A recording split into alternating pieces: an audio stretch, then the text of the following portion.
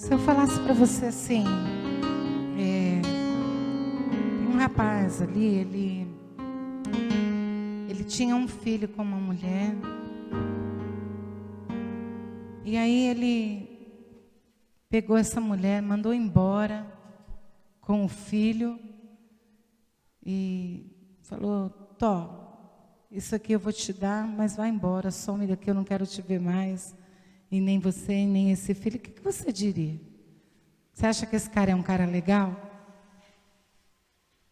Não é, né? Pois é. Mas o nosso pai na fé fez isso. Eu quero contar um pouquinho dessa história para você hoje.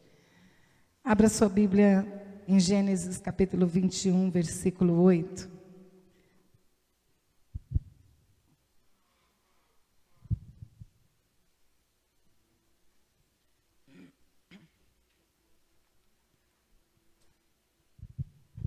Se você não achou, para a gente adiantando, já são 10:50. O menino cresceu e foi desmamado no dia em que Isaac foi desmamado. No dia em que Isaac foi desmamado, Abraão deu uma grande festa. Sara, porém, viu que o filho que Agar, a egípcia, dera a Abraão, estava rindo de Isaac. E disse a Abraão: livre-se daquela escrava e do seu filho, porque ele jamais será herdeiro com meu filho Isaque. Isso perturbou demais a Abraão, pois envolvia um filho seu. Mas Deus lhe disse: não se perturbe por causa do menino e da escrava. Atenda a tudo que Sara lhe pedir, porque será por meio de Isaque que a sua descendência há de ser considerada. Mas também o filho da escrava farei um povo, pois ele é seu descendente. Na manhã seguinte, Abraão pegou alguns pães e uma vasilha de couro cheia d'água, entregou-os a Agar e, tendo colocado nos ombros dela, despediu com o menino. Ela se pôs a caminho e ficou vagando pelo deserto de Berseba. Quando acabou a água da vasilha, ela deixou o menino debaixo de um arbusto e foi sentar-se perto dali, à distância de um tiro de flecha, porque pensou: não posso ver o menino morrer. Sentada ali perto, começou a chorar. Deus ouviu o choro do menino, e o anjo de Deus do céu chamou a Agar e disse: o que a aflige, Agar? Não tenha medo, Deus ouviu o menino chorar, lá onde você o deixou. Levante o menino e tome-o pela mão, porque dele farei um grande povo. Então Deus lhe abriu os olhos e ela viu uma fonte. Foi até lá, encheu de água a vasilha e deu de beber ao menino. Deus estava com o menino, ele cresceu e viveu no deserto e tornou-se um flecheiro. Mais uma vez, Senhor, eu te peço, fale conosco, e que as palavras da minha boca e a meditação do meu coração sejam agradáveis a Ti. Amém. A gente lê essas histórias e fica assim, chocado, né? Eu pelo menos, toda vez que eu leio, eu falo: mas Sarinha era problema, hein? Sarinha era uma mulher, vai lá, dá a escrava para o marido, daqui a pouco não quer mais, a mulher vai embora, foge, volta, de novo. Sarinha era carne de pescoço. Mas, quando a gente olha para essas histórias, eu falo: glória a Deus que há esperança para mim, né? Porque se Deus usava esses homens, como Davi, que matava, que fazia, acontecia, Deus usava ainda essas pessoas, Ele escolhia pessoas de temperamento, de personalidade, de jeitos tão diferentes. Há esperança para mim. Eu fico feliz com isso, para saber que há esperança para mim. Mas lendo essa história, nós olhamos para a vida de Agar, e ela viveu um momento de crise muito grande. Essa mulher, ela foi dada a Abraão como serva, como escrava, quando Abraão foi para aquela cidade no Egito, e o faraó se interessou por Sara. E aí Deus vai lá e fala com o faraó, ele então manda embora Sara e dá muitos presentes. Entre tantos presentes que ele deu servos e servas, e entre esses servos e servas estava a Agar. E Agar foi então entregue como escrava para essa família. Então essa mulher, ela vive uma história triste. Ela é uma mulher que não tinha tantos sonhos, porque ela não tinha muito o que fazer da vida dela. Ela foi oferecida como escrava. E ela serve a Sara por muitos anos. E num dado momento, Sara resolve que vai burlar o plano de Deus e entrega ela como mulher para Abraão. E ela engravida. E no momento em que ela engravida, ela acha que ela é a esposa verdadeira e ela cresce em cima de Sara. E Sara fica muito brava com ela e começa a fazer da vida dessa Agar um inferno, ao ponto dela não resistir e ir embora. Ela foge. No meio do caminho ela encontra um anjo, o anjo manda ela voltar para casa, para voltar para as mãos de Sara. E ela volta, ela obedece. E nesse momento em que ela encontra com o anjo, ela diz uma frase: tu és o Deus que me vê. Ela volta porque esse Deus a viu. Ela, sendo uma mulher egípcia, não era mulher do povo de Deus, uma escrava, uma mulher rebelde, porque ela se rebela contra a vida de Sara, apesar de Sara fazer coisas que ela não estava gostando. Mas essa mulher, ela tem um histórico triste, um histórico horroroso, de perder todos os seus sonhos, ser entregue a famílias para fazer dela escrava. E essa mulher, então, mesmo sendo escrava, ela consegue alcançar alguma coisa. Quando ela consegue alcançar alguma coisa, ela é obrigada a ir embora. Num dado momento, o filho dela, adolescente, tinha em média 13 a 14 anos, o Abraão, ele pega, a Bíblia diz que ele pega um pedaço de pão, uma garrafa d'água e manda para o deserto. É crise ou não é? Essa mulher está numa crise ou não está? Ela não tem dinheiro, ela não tem bens, ela não é rica, ela não recebeu uma herança, o filho não recebeu uma herança, simplesmente saiu com um pouco de água e um pouco de pão e vai para o deserto. E nesse deserto ela tem uma experiência com Deus. Nós estamos falando nesses dias sobre a família, sobre termos uma família, e eu tenho certeza que em algum momento a sua família já entrou em crise. Em algum tipo de crise no seu casamento, no seu relacionamento, nas suas finanças, com os seus filhos, em alguma área, porque a vida, ela nos traz momentos de crise. Ela traz crises, alguém que enfrenta o desemprego, por exemplo. Nessa pandemia nós enfrentamos uma crise mundial.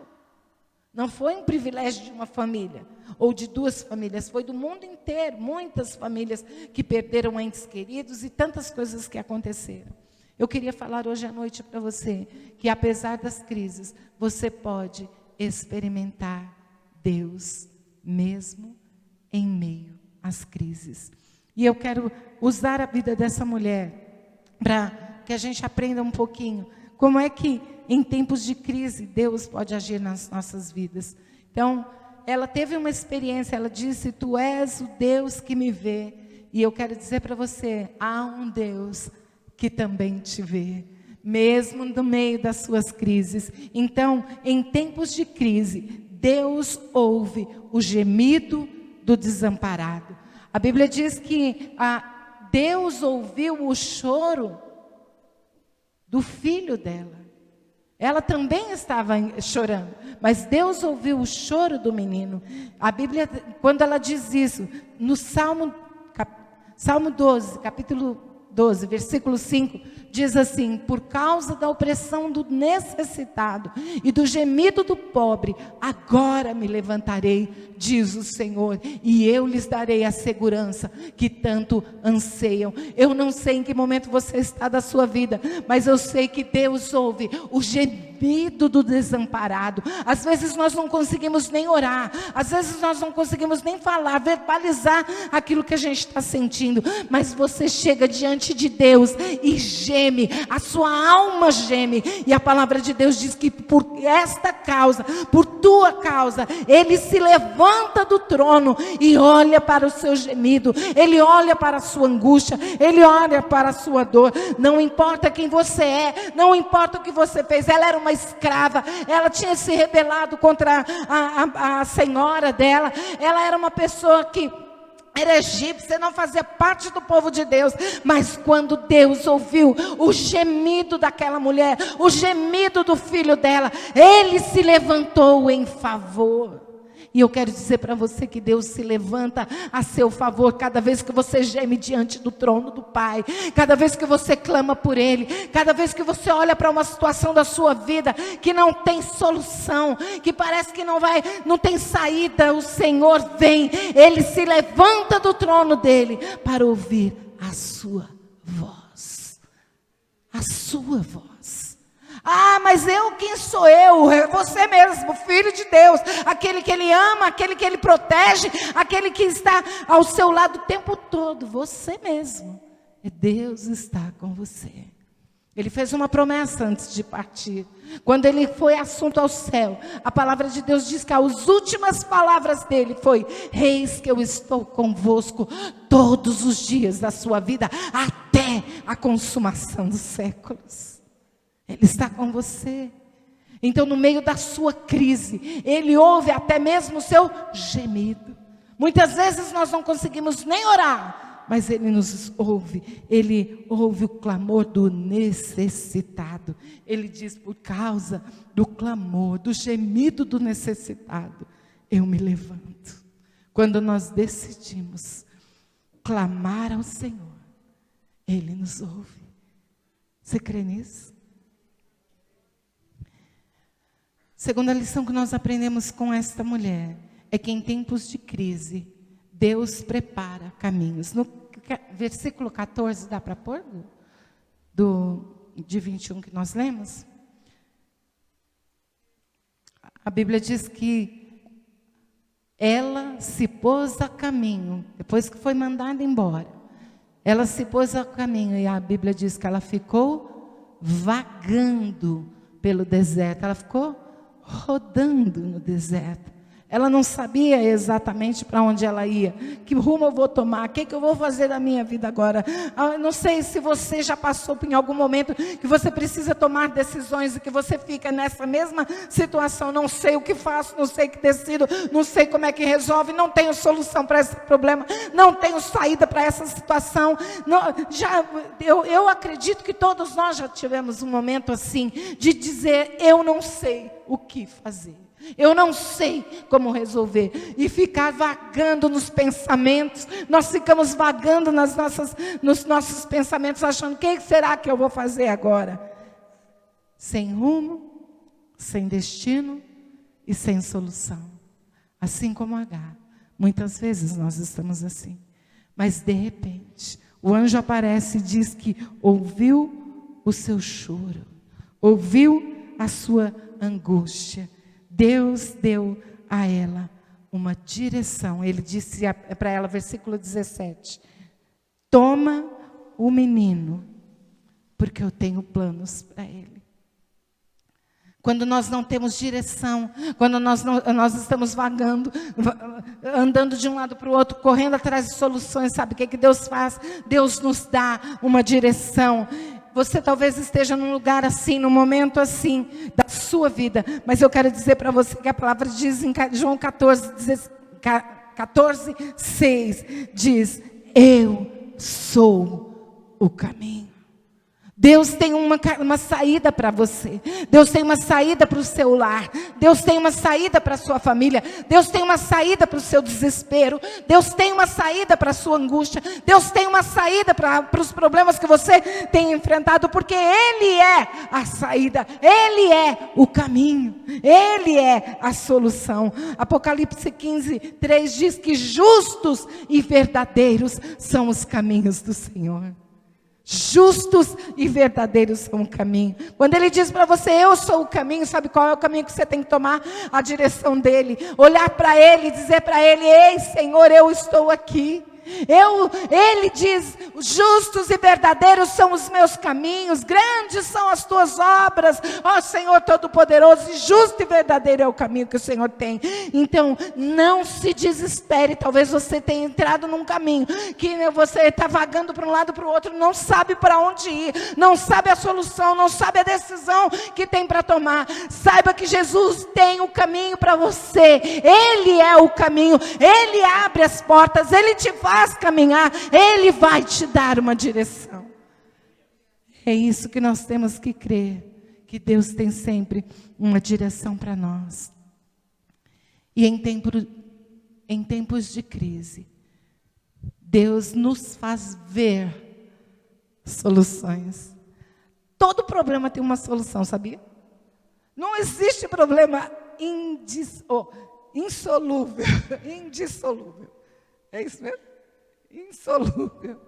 Não existe problema sem solução. Vamos melhorar, não é isso aí. Não existe problema sem solução. Todo problema tem uma solução. Mesmo que você diga assim, não tem, eu não estou vendo. Não, você só não está vendo. Mas solução tem. Quando Agar estava naquela situação, ela botou o filho lá para morrer, falou, não quero nem ver morrer. De repente, o anjo aparece para ela, e a Bíblia diz, no versículo 19, então Deus lhe abriu os olhos, e ela viu uma fonte. Eu fico pensando que essa fonte estava lá. Porque Deus não, a palavra de Deus não diz assim, e Deus colocou uma fonte lá. Ou Deus fez uma pocinha d'água para ela tomar. Ou Deus derramou uma chuvinha para ela. Não, tinha uma fonte lá. Ele diz, Deus lhe abriu os olhos. A solução estava lá. Ela só não estava enxergando. E é isso que eu quero que você saiba nessa noite. Há uma solução para o teu problema, para a tua vida. Talvez você não esteja enxergando. E talvez a oração que você precisa fazer hoje é: abre, Senhor, os meus olhos, porque eu sei que o Senhor tem uma solução. Deus tem uma solução. Quando nós estamos no meio da crise, a gente não consegue ver nada. Nós ficamos tão entorpecidos pela dor. Sim ou não? A gente fica tão agarrado com a dor, tão olhando para a dor, que a gente não consegue ver a solução. Nós não somos capazes de enxergar com coerência. Você sabe que quando as pessoas estão no deserto, você já deve ter ouvido falar de que a pessoa tem uma miragem. Já ouviu essa história, né? A pessoa está no deserto e tal. A tal da miragem não é fruto do pensamento. É que o sol é tão forte que ele faz umas formas. E a pessoa começa a enxergar naquelas formas um oásis. Ela começa a ver água, ela começa a ver palmeira. Mas na verdade são sombras que o sol faz, movimentos que o sol faz, que os raios solares fazem, que a pessoa enxerga isso. Aí ela vai para aquele lugar sedenta, chega lá, é só uma miragem. É só uma miragem. Mas quando a gente olha para Jesus, Ele tem fonte de vida. A palavra de Deus diz que Ele é a fonte de água viva. E todo aquele que bebe da água da vida, Ele não só mata a sua sede, mas Ele se torna uma fonte de água viva. E é isso que aconteceu com Agar. Ela estava lá olhando, não via nada, não enxergava nada. Então Deus pega pela mão e diz: levanta, pega o menino e vai, bebe a água, porque tem água viva para você, tem água que vai te levantar. E eu quero dizer nessa noite para você que há uma água viva para a sua vida. O Senhor tem água viva para você. Ele diz que Ele é a fonte. E a partir do momento que eu experimento dessa fonte, eu passo a ser uma fonte. Eu não simplesmente mato a minha sede, mas eu sou a fonte. O Senhor não faz comigo, com você, miragens. Ele não permite que eu e você tenhamos miragem. Ele simplesmente nos coloca diante de nós fontes de água viva. Às vezes, as pessoas estão tão olhando para as suas dores e para os seus problemas, que toda solução para ela é um problema. Mas quando Deus vem e nos abre os olhos, nós conseguimos enxergar soluções que Ele nos dá. Esses dias nós tivemos meu genro, lá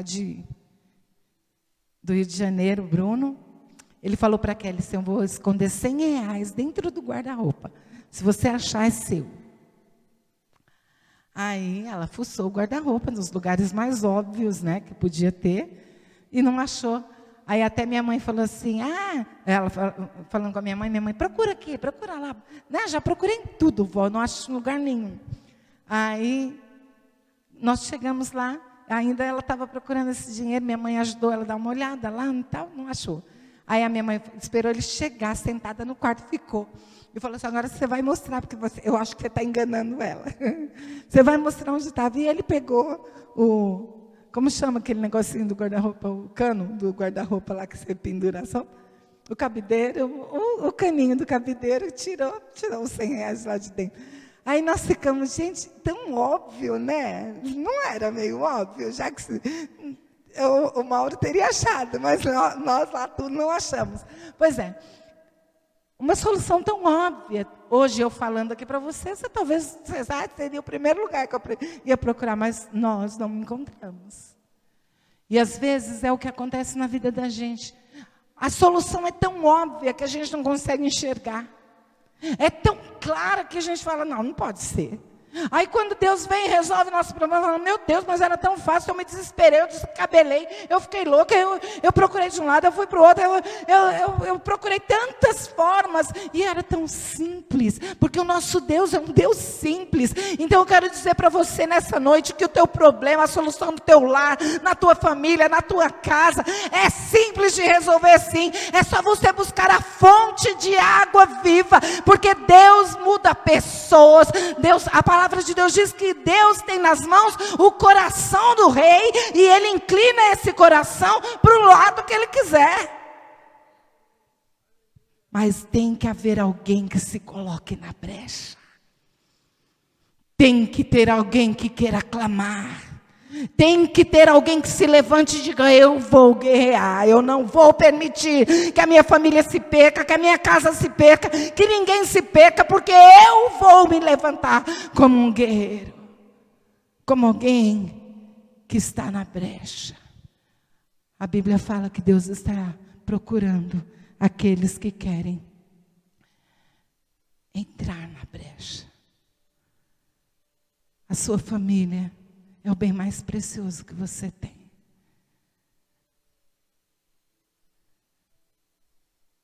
E sendo o bem mais precioso que você tem, você vai se levantar agora e nós vamos orar. Amém? Pela sua casa, pela sua família, por aquele que está se perdendo, ou por aquele que já se perdeu para os seus olhos.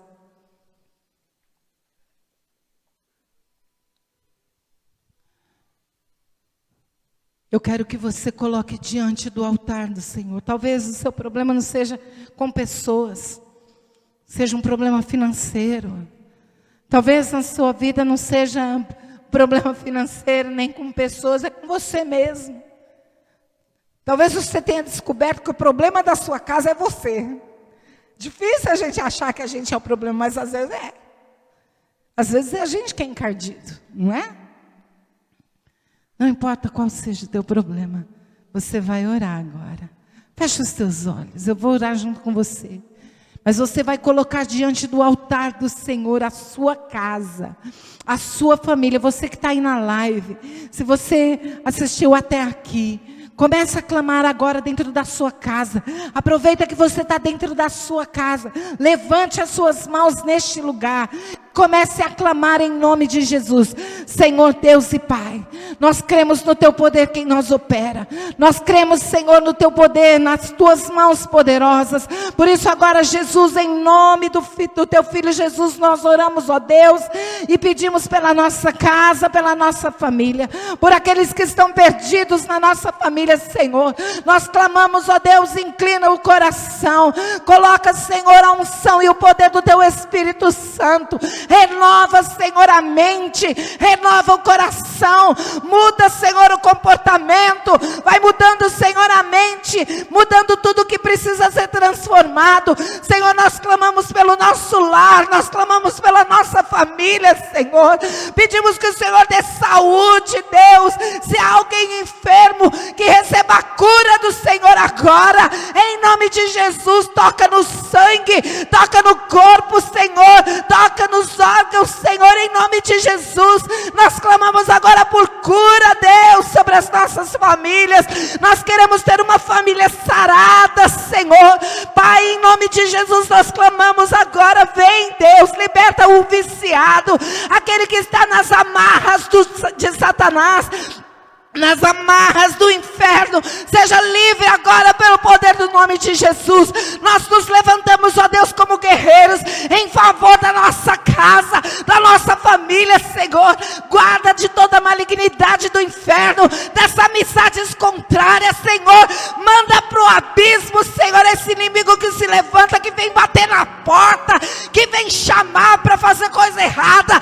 Nós repreendemos agora. Sai, em nome de Jesus, sai, em nome de Jesus, vai embora. Nós damos uma ordem agora, nós nos levantamos, nós entramos nas regiões celestiais para clamar pela nossa família, pela nossa casa, em nome de Jesus Cristo. Senhor, salva a nossa família, livra, Deus, prospera, Senhor, aqueles que estão tendo necessidade, abre as portas, abre a porta de emprego, ó Deus, de um salário melhor, que os teus filhos tenham condição, Senhor, de sustentar a sua família. Ó Deus, nós clamamos, Senhor, vem com a tua provisão. Ah, Deus, nós queremos te experimentar no meio da crise que nós enfrentamos no nosso lar, na nossa casa. Nós queremos dizer como Agar: Tu és o Deus que me vê, Tu és o Deus que nos vê, Tu és o Deus que nos enxerga. Oh Senhor, vem com o teu poder, manifesta a tua glória, manifesta o teu poder sobre a nossa casa. Em nome de Jesus eu oro, Senhor. Coloca a mão na sua cabeça agora, querido, faz favor, e diga assim junto comigo: Senhor Jesus, eu me coloco como um guerreiro de oração em favor da minha casa, e eu declaro que eu e a minha casa serviremos ao Senhor, que não haverá na minha casa nenhum perdido, que todos serão salvos e abençoados, porque a tua palavra, ela declara que o Senhor abençoaria até 1000 gerações por causa de um justo. E eu me coloco como este homem, como esta mulher, que vai orar, que vai clamar e que vai ver os milagres do Senhor na minha vida, na minha casa, na minha família, em nome de Jesus. Dê um aplauso ao Senhor em nome de Jesus. Aleluia. Queridos, A partir de hoje, todos os dias, por 21 dias, nós vamos orar pela nossa família. E diabo nenhum vai permanecer. Aquele que veio por um caminho, por 7 vai fugir. Porque nós vamos clamar. Amém? Amém? É um propósito, amém, queridos? Deus abençoe. Que o amor de Deus, que a graça do nosso Senhor e Salvador Jesus Cristo, e a doce consolação do Espírito Santo de Deus esteja conosco e permaneça conosco desde agora e para todo sempre. E que o Senhor te abençoe e te guarde. Que o Senhor faça resplandecer o seu rosto sobre ti e te conceda a graça. Que o Senhor volte para ti o seu rosto e te dê a paz. Deus abençoe. Meus irmãos, lembrando mais uma vez os homens que nós começamos o nosso encontro aqui às 17h30. Por favor, não chegue depois, tá? Chegue antes para que a gente possa começar juntos. Sábado às 17h30.